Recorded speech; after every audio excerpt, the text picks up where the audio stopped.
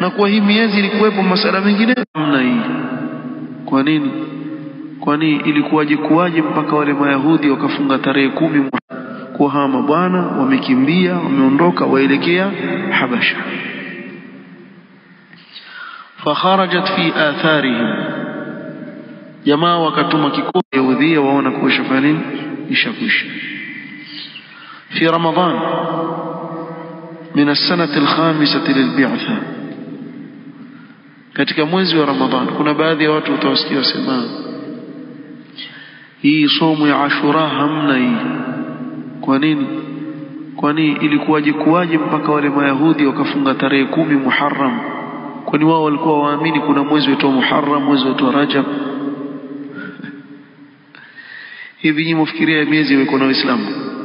Yani kuna watu wafikiria hii Muharram, Safar hii iko na Waislamu.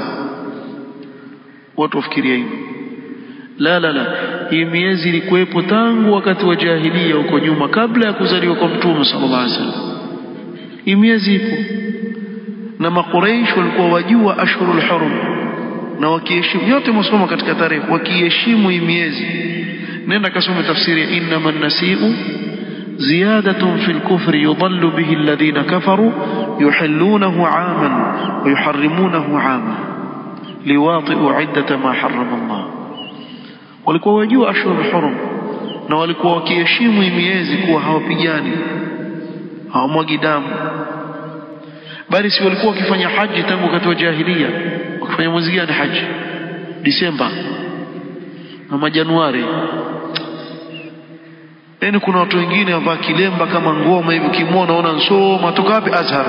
Hakuna somo ya Ashura nini? Alikuwa hakuna miezi. Wewe jinga wewe, hii miezi haikuwekwa na Uislamu, ilikuwepo tangu na hapo.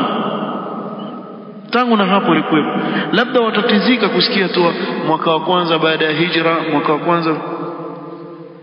Hii masala mengine, na kwa hii miezi ilikuwepo masala mengine.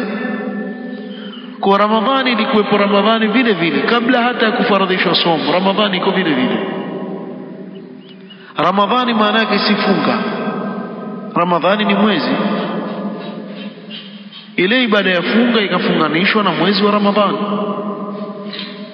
Umefahamu hapa?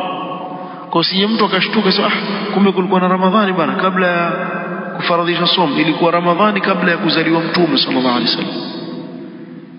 Iko miezi Muharram mpaka Dhulhijja, iko vile vile. Na Makuraish walikuwa wakijua hii miezi. Tayeb, katika mwezi wa Ramadhani